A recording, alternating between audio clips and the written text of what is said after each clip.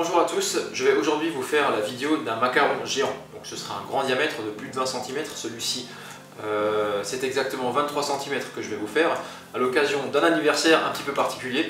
Du coup je vous dévoile la vidéo. Alors pour plus de détails sur les macarons, je vous invite à regarder ma précédente vidéo publiée il y a quelques mois. Je vous mets le lien dans le descriptif sous la vidéo.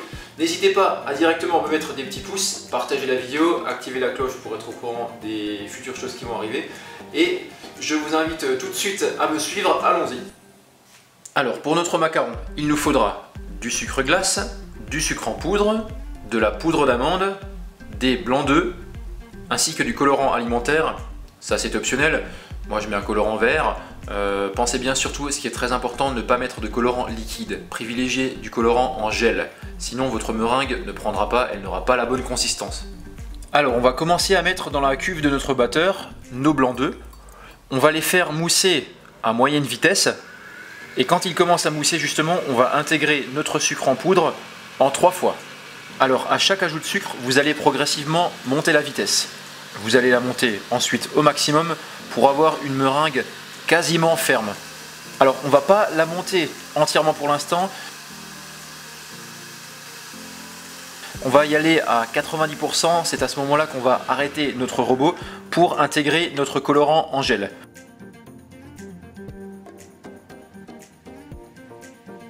Ensuite, on va relancer la machine au maximum une dernière fois et là vous allez vraiment monter la meringue au maximum pour qu'elle soit bien ferme et pour avoir bien intégré notre colorant.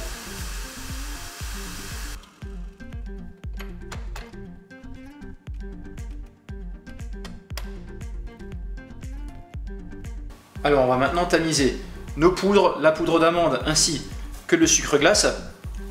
Alors c'est un petit peu long parce que la poudre d'amande ne se tamise pas très bien, elle ne se laisse pas faire. Donc on va y aller en plusieurs fois. Vous pouvez mélanger avec un peu de sucre glace en même temps. Et vous faites ça par-dessus la meringue que vous venez de monter.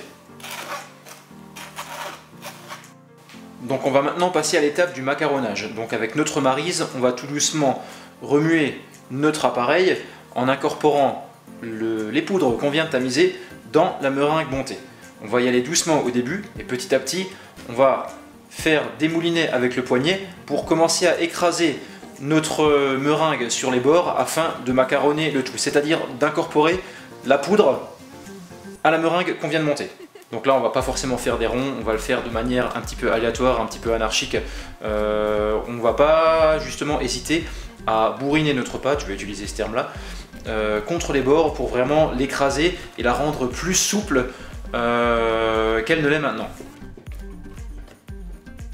Donc là, elle n'est pas encore bonne, elle n'est pas assez lisse, on continue.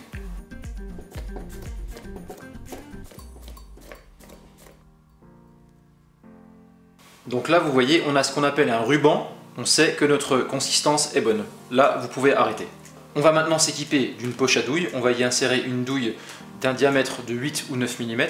Et petite astuce, moi j'ai envie de faire des motifs sur mon macaron. Je vais donc insérer 1 ou 2 gouttes de colorant pour former un dessin lorsqu'on va pocher notre macaron. On va insérer sous notre plaque un patron pour avoir le gabarit de notre macaron.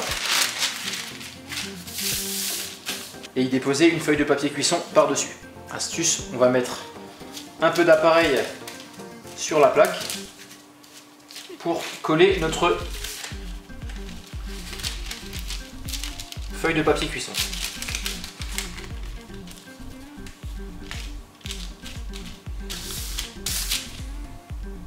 On va maintenant insérer notre appareil dans la poche. Quand vous pochez, pour ne pas vous embêter avec la poche, prenez un verre doseur, un grand bol, ce sera beaucoup plus facile pour y insérer votre appareil à macaron. On va maintenant pocher notre macaron géant en commençant du centre et en faisant une spirale. Alors en fonction du motif que vous voulez, vous pouvez revenir au centre, vous pouvez rester sur l'extérieur. L'important est de garder la poche à la verticale et la douille proche de votre plaque. Une fois cela fait, vous allez bien taper votre plaque contre le plan de travail ou alors la secouer en horizontal et en verticale pour bien lisser votre macaron sur la plaque. Alors on va les laisser croûter, c'est-à-dire les laisser telles quelles à température ambiante pendant environ 1 heure avant de les mettre au four.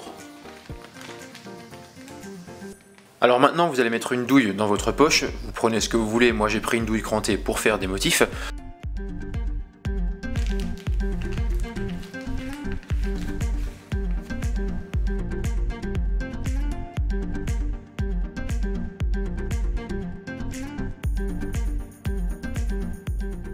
Vous allez pocher la partie inférieure de votre macaron.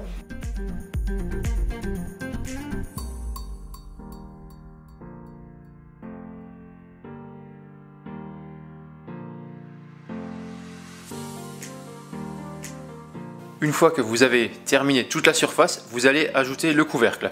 Alors faites très attention à ne pas le casser, servez-vous d'une spatule, essayez d'avoir de la dextérité pour poser le couvercle convenablement sur votre ganache que vous venez de pocher.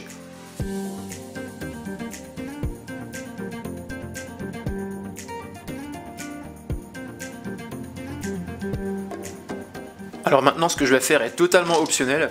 Vous allez mettre 40 g de chocolat blanc à faire fondre au bain-marie. Une fois cela fait, vous allez mettre votre chocolat fondu dans un cornet.